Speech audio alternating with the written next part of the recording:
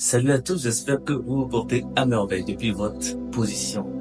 Le sujet de ce jour, c'est comment reconnaître l'élu de la famille. Vous vous êtes déjà demandé si vous aviez un rôle spirituel particulier au sein de votre cercle familial, de votre famille.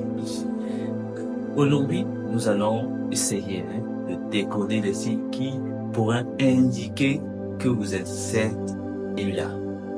Tout d'abord, l'élu de la famille.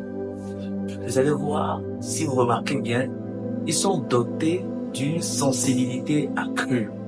Ils ressentent tellement les émotions des autres de manière intense, comme si elles étaient leurs propres émotions en eux.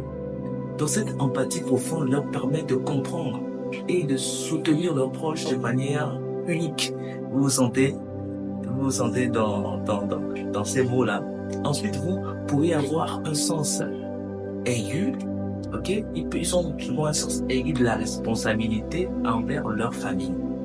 Donc les élus, ils se sentent naturellement appelés à prendre soin des autres, à résoudre leurs conflits et à maintenir l'harmonie partout où ils passent, surtout au sein de leur famille.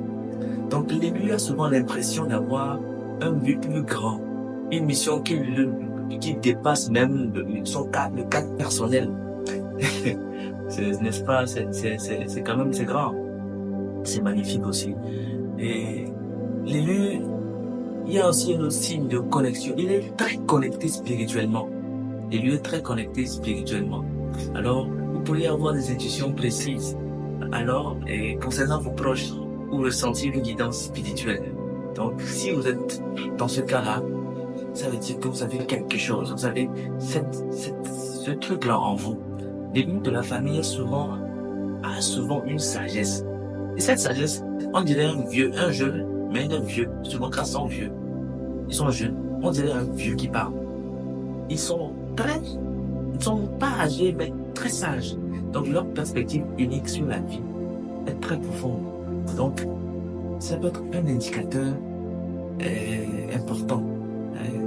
Il est important aussi de noter que les élus de la famille ce n'est pas toujours facile parce que des fois vous aurez heurté beaucoup à des problèmes, mais cela peut s'accompagner de défis et de responsabilités. Mais c'est aussi un rôle profondément enrichissant. Quand on grandit, on apprend beaucoup de choses sur sa personne, sur sa spiritualité et on avance.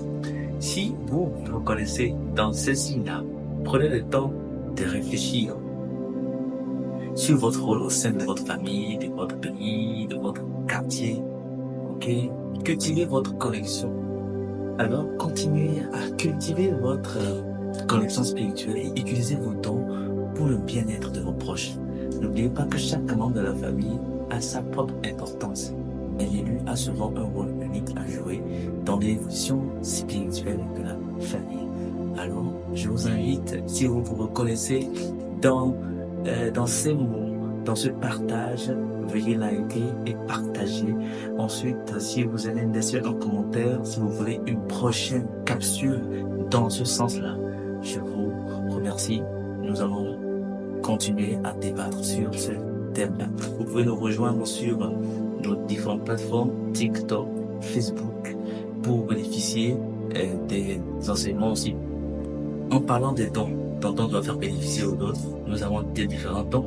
D'autres ils ont des dons sur la nature, des plantes, des encens. Moi, j'ai choisi personnellement les encens et je travaille avec. Pour ceux qui sont intéressés, vous pouvez nous rejoindre. Nous sommes sur ces plateformes-là. Et merci encore de nous suivre, d'où que vous soyez. Paix sur vous, paix dans les cœurs, que les bénédictions soient.